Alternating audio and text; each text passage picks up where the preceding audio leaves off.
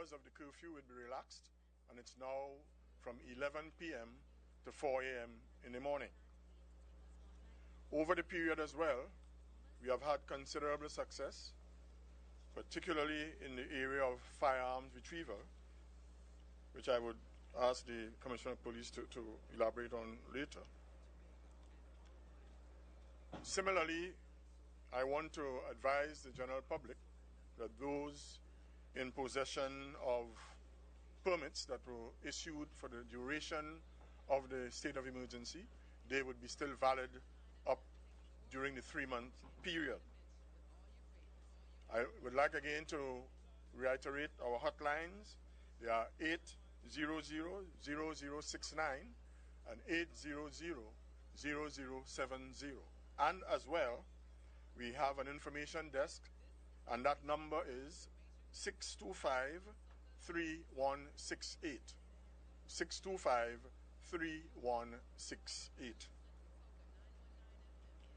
Additionally, we have been having some developments with our prisons, in that a new prison was established at Santa Rosa, which we will utilize to accommodate some of the people who have been arrested over the past 16 days. I want again to embrace this opportunity to commend and thank our law enforcement officers for the hard work that they have put in over the past 2 weeks, and expect that this will continue over the 3-month period of our state of emergency. I want to commend our citizens as well, most of whom have been giving us encouragement, and those in particular who have been calling in with information to assist us in our operations.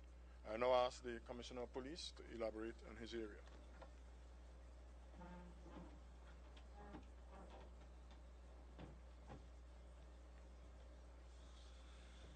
Thank you. As indicated by the Minister, we are continuing on our efforts to basically take gang members and criminal offenders off the streets, as well as guns, drugs, and other contraband. As of today, during the past 24 hours, with our efforts, we have seen another additional 40 people arrested. 6 of them are gang related. 1 is in relation to a homicide, 10 in relation to drug offenses, 2 breach of curfew.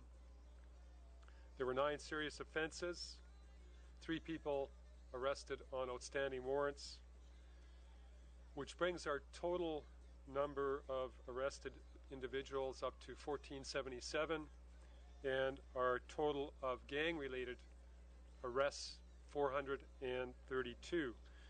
We also were successful in the last 24 hours to have seized 12 firearms, total of 31 rounds of ammunition and 1 magazine, and that effort is continuing and gaining actually some strength as we go forward.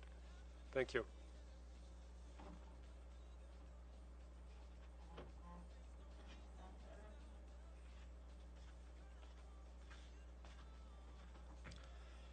Good afternoon, ladies and gentlemen. In addition to the interagency operations conducted by the Trinidad and Tobago Defence Force in conjunction with the police, 24 mobile patrols were conducted in several areas of operations throughout Trinidad and Tobago. In addition, 4 roadblocks were conducted in the Beach, Manzanilla, Kings Wharf and Chatham areas, and in the Coast Guard, 10 maritime security patrols were conducted. We had no results of seizures or arrests for these operations over the last 24 hours. This is a report coming forward from the Defence Force. Thank you very much.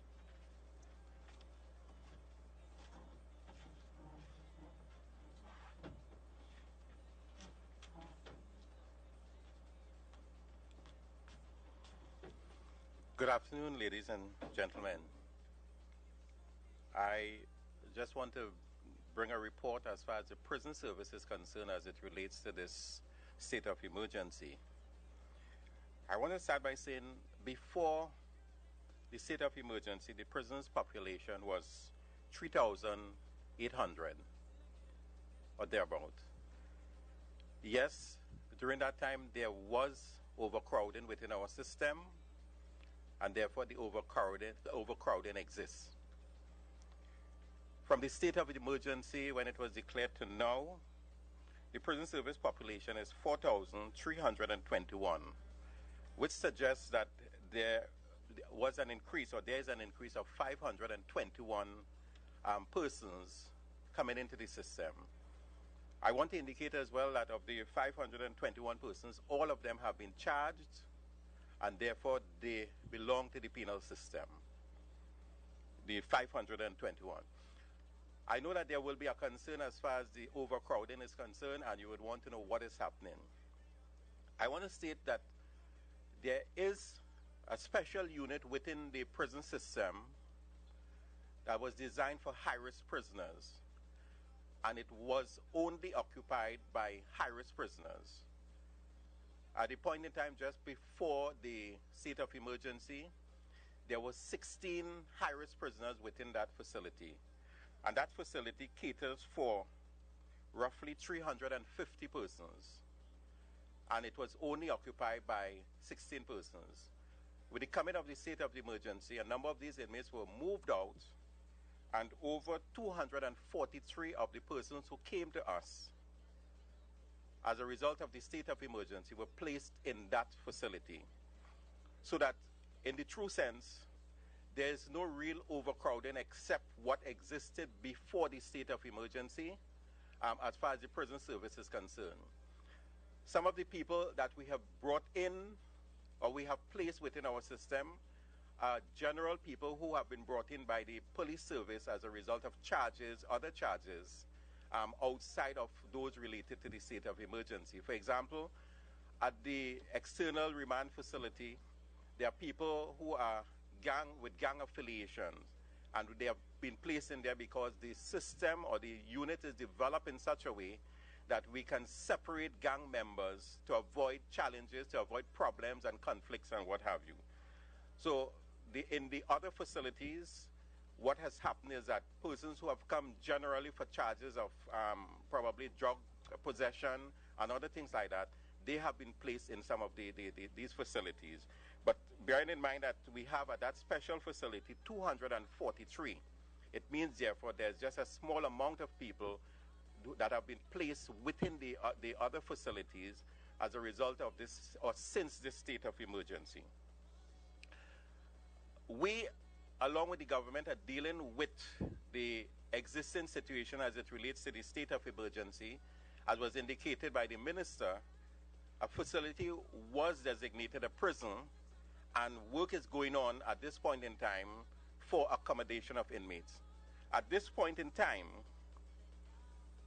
that facility is at the point where roughly 650 persons could be accommodated, and they will be accommodated sometime before the end of the week. And the facility has capacity to go to 1,000 if needs be, so that there will not be any undue overcrowding problems within the general prison system as it exists at this point in time. I want you to understand that. One of the important things with the new facility, there have been some improvements because of the fact that it is a new facility and we are working with the contractors, unlike some of the facilities that were there 100 years or thereabout. So at these facilities, some of them are containerized, some of them are the traditional concrete type setting. They are dormitories and individual cells.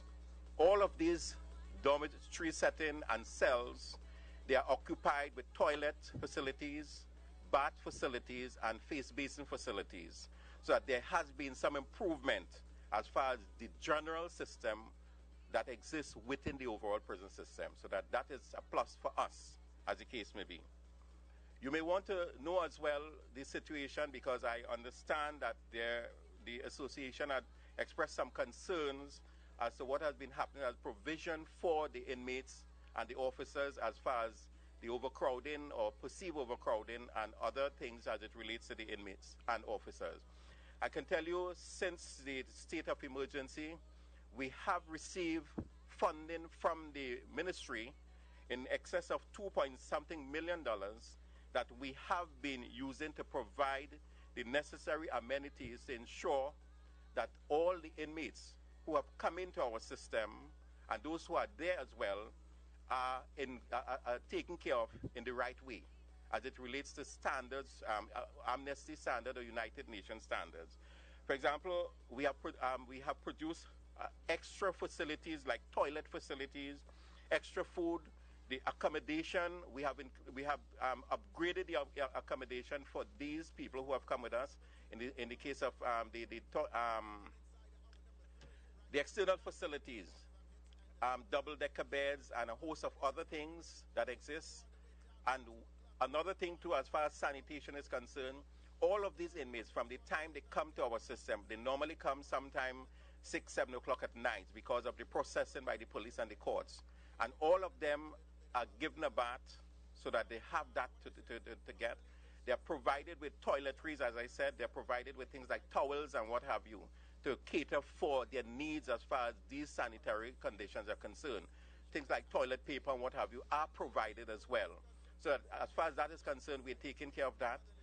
We have increased our food bill as well. And therefore, we are catering for the food and things of that nature as it relates to the inmates within our system. We have also provided things such as, there are a number of people who come in as destitute, and we have provided things for them as well. Things such as boxer shorts, vests, T-shirts, briefs, and these sort of things. I also want to mention that at the women's prison, there are only 2 persons who have come in under this state of emergency condition. And they are taken care of, well taken care of, so that there is no overcrowding whatsoever at the women's prison as it relates to the state of emergency. Basically, this is what I would want to bring to you as far as what is happening as it relates to the prisons, and to also mention that we are prepared to deal with the situation. We have brought back a number of officers from vacation to boost up the number of people. We are working at this point in time to prepare for the taking over of and managing of the new facility that has been designated a prisons by staff coming back. And we also have a number of other officers who are being trained at this point in time that will be utilized to deal with the supervision and management of the system. And this is as far as I would want to go at this point in time. Thank you very much.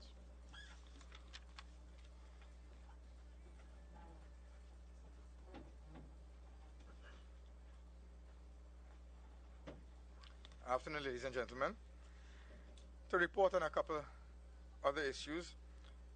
As you're aware, there's been an amendment to the curfew orders, and there is one minor point I'd like to bring to the attention of the national community, and that is, in drafting the amendment, we cured what may have been, in retrospect, a little bit of a deficiency in the first set, and that had to do with the coverage provided to officers on duty, both soldiers and police officers, because whilst they were protected and they didn't need a pass to be outside whilst they were on duty, when they came off duty and when they were coming to report for duty, they were not so covered. So that the regulations as amended now allows for police officers and soldiers who are on duty, who are en route to report for duty, and who have come off duty and are going home, they will not, they will be exempt and they will not require any curfew pass, as it were. With respect to the announcements made by the Honorable Prime Minister in Parliament, a number of meetings and discussions, high-level discussions, have in fact been initiated by the Office of the Attorney General with a view to fleshing out these matters and implementing those proposals. I have in fact been in touch with the Office of the Director of Public Prosecutions with respect to the amnesty or the consideration that must be given by the Office of the DPP in his sole and independent judgment and discretion to those matters which may be in the system for 5 years or more, and one may wish to consider granting some form of amnesty or discontinuing those matters. As you're aware, this is not a new measure. It's one that has been bandied about for a long time, but it simply has not been actioned. So in the Lord Mackay Commission of Inquiry into the Administration of Justice, which I served as counsel on to the Commission of Inquiry, that I believe was one of the recommendations made even back then. It is my hope that That will reduce some of the burdens on the system, because really when you look at some of the offenses, a traffic offense in the criminal justice system for 5 years or more, or some of the more the low threshold type offenses, really it doesn't serve the interests of justice, and it certainly isn't in the public interest that those matters be prosecuted. Of course, as I indicated, that would be a matter for the DPP to look at and decide which one and where. There can't be a blanket policy, because it would depend, I presume, on the facts and circumstances of each individual case. With respect to the administration of justice overall, the Honorable Prime Minister and myself and I would be meeting with the Honorable Chief Justice this week to discuss what potential administrative measures can be taken to deal with the new matters that will come cascading down on the criminal justice system. Of course, one of the measures announced by the Honorable Prime Minister was the establishment of a equivalent of a gun court, a firearms court, to deal with firearms and firearm-related matters. Of course, there's talk about whether we should consider a night court system. So without building new courts, because you can't do that in the short term, whether or not we can use the existing court facilities to see whether or not we can double up and work a second shift to deal with that, to deal with the backlog. We can, in fact, look at the question of whether or not the pool of judicial talent can be widened at this critical juncture by having resort to retired magistrates and retired judges, similar to what the police and the prison service has been doing by calling out some of the retired officers. As you know, in many countries in the world, the retirement age is now being revised upwards, because it is felt that 65, given the improvements in medical science and people taking care of themselves and so on, people can give an extra 5 and in some cases 10 years service to the country. So that in many countries they've in fact revised upwards the retirement age. Of course, the abolition of preliminary inquiries, which is a bill that will come before the Parliament very shortly, will no doubt dynamite an important logjam that exists in the magistracy and free up the magistrates' time and improve and increase the capacity of the magistrates' court to deal with those matters there. In terms of whether or not we can have a special court facility, whether on a temporary basis or otherwise, similar to what we had during the Dulcedi trial in Chagaramas, the designation of a special building as a special court, and of course the increased reliance and utilization of video conferencing technology to perhaps look at the feasibility of establishing a video conferencing remand court in the jail itself, perhaps, to see that we can have a smoother processing of prisoners consistent with the protection of their fundamental rights and freedoms. On the legislative front, there are many key pieces of legislation which I've advised the Honorable Prime Minister and the Leader of Government Business we should give urgent priority and attention to as soon as possible.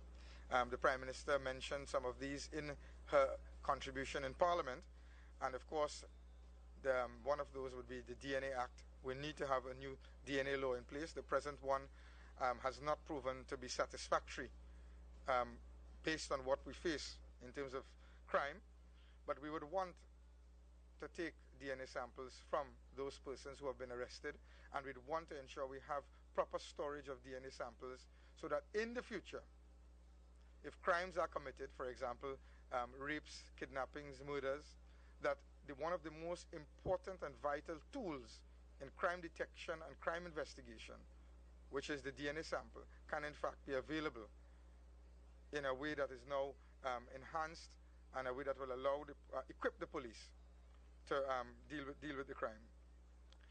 The electronic tagging of prisoners and the electronic tagging of persons who may be granted bail by the courts is a matter we're looking at. That bill is also likely to come before the Parliament shortly, before the end of this year, and we'll have to acquire the technology. The Ministry of Justice has been working hard on that, and the idea would be to give judicial officers an additional option, both when granting bail and also in sentencing. If you have GPS tracking technology and you can give a Christmas gift to someone of a nice bracelet who claims that they're not involved in a life of crime or that they're innocent, but you police can track their movements, well, then I think that's a good thing for the country. It happens elsewhere, and it actually has helped to reduce the crime rate. The parents are happy because it means that the child has to stay home or they're confined to a defined radius by the court itself. So in granting bail, instead of having young men who are granted bail, and there are only two forms of bail right now, land, your land deed, or cash bail, and many of the persons are not able to meet those requirements, so that the grant of bail sometimes it becomes meaningless for them and they go into the prison system. If you have the option of granting them bail on the condition that they are prepared to wear the electronic bracelet and be confined to a particular radius or to report to the police station, then that perhaps will also deal with the capacity at the prisons to allow for persons not to be put in prison, given a second chance at the earliest available opportunity to reform themselves whilst their case is pending, and it allows the police now to monitor their movements so that they do not commit further crimes while they are out on bail, whether it is to pay legal fees for their lawyers or whether it is to further their criminal enterprise and contribute to the coffers of the gang that they belong to, which is also one of the requirements of membership of some of these gangs. I've asked the Minister of Justice. Yesterday we had a meeting at the Ministry of Justice for a little over 2 hours, and among the matters we discussed was the issue of bail reformation, to take a broader look at the whole question of bail. Because one of the things that has irked me about the system is that the bail laws that we have in place and the procedure is one that perhaps doesn't give young men who may not have access to a clear, unencumbered title deed or cash to post their bail. It doesn't give them a fair chance to actually reform themselves. And if you put them in the prison system, that might not be the best place for a first-time offender who may need a second chance. And the idea we're trying to get away from is to not give a dog a bad name and hang him on the first try. This, of course, is consistent with the people-centered development plans of the People's Partnership Administration.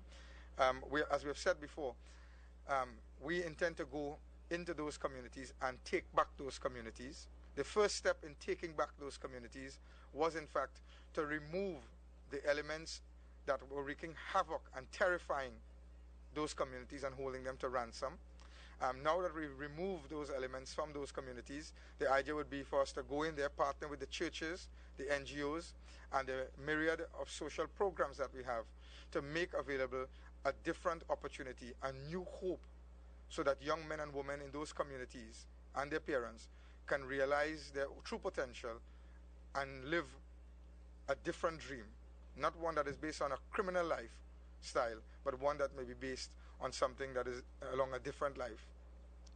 I have to say, we've been receiving a lot of support from those very communities. Some of the persons have met me in public, some of them have come to see me.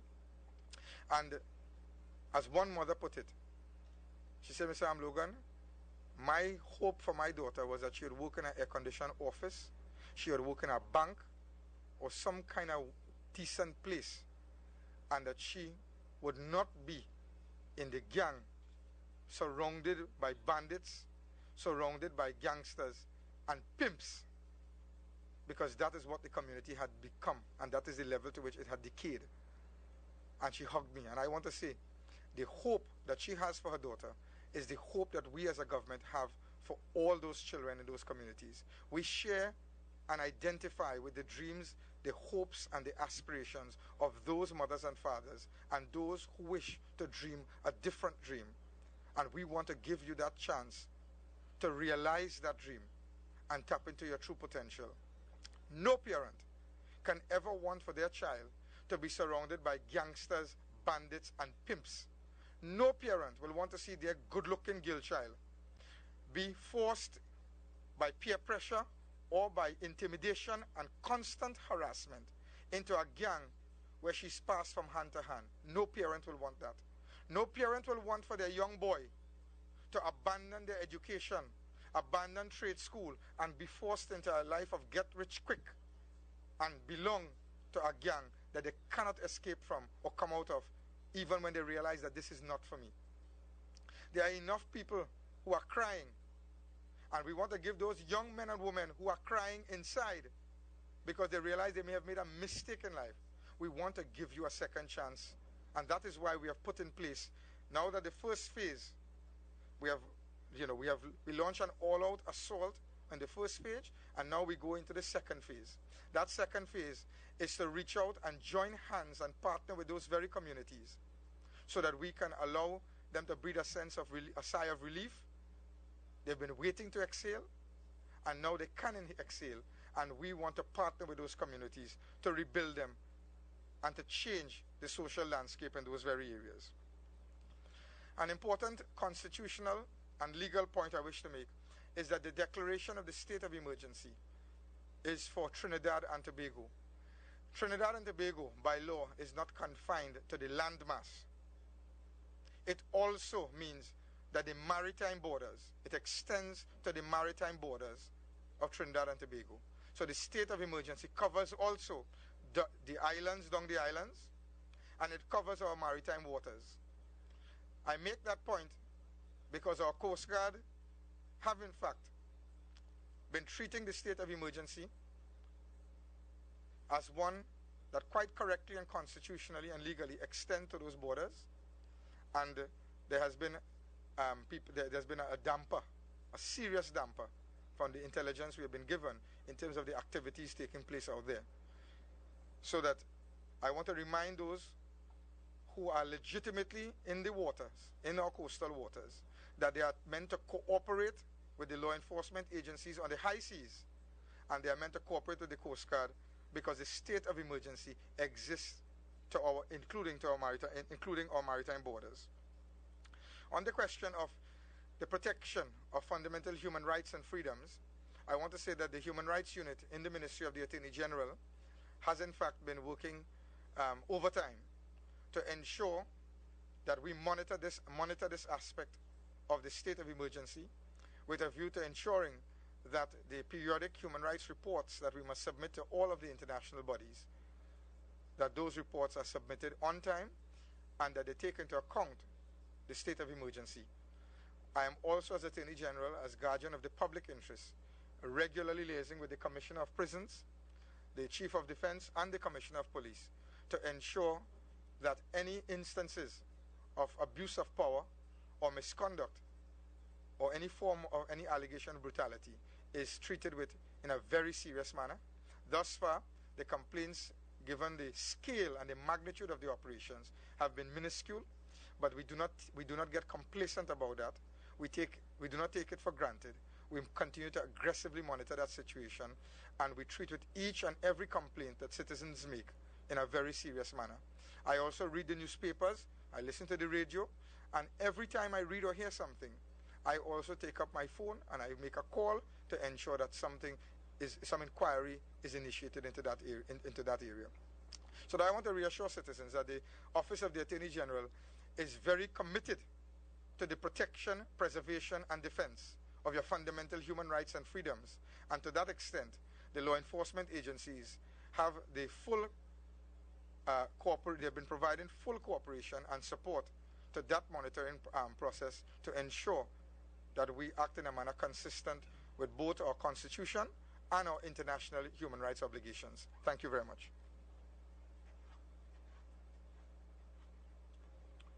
Ladies and gentlemen, you're invited to ask just a few questions having regard to the fact that our briefing session today was a little more extensive than we had planned.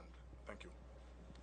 Good afternoon, Chester Sombrano, I-95.5 FM. Minister Sandy, is there any consideration being given to increasing the number of hotspots across the country?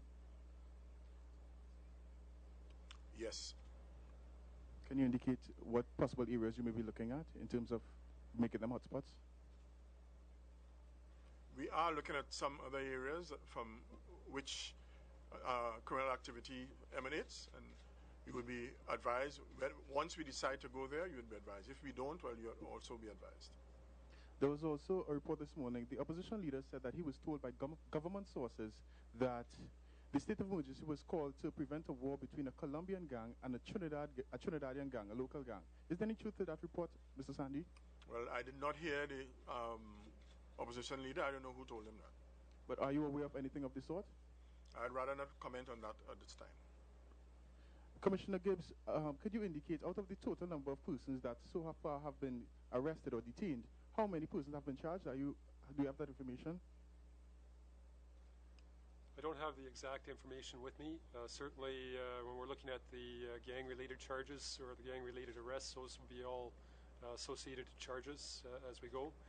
Our crime plans, our tactics in policing and through this state of emergency, of course, are very dynamic when you talk about moving into other areas and what will happen there. A lot of it depends on the activities and the different things that we see happening as a result of our crime suppression so far.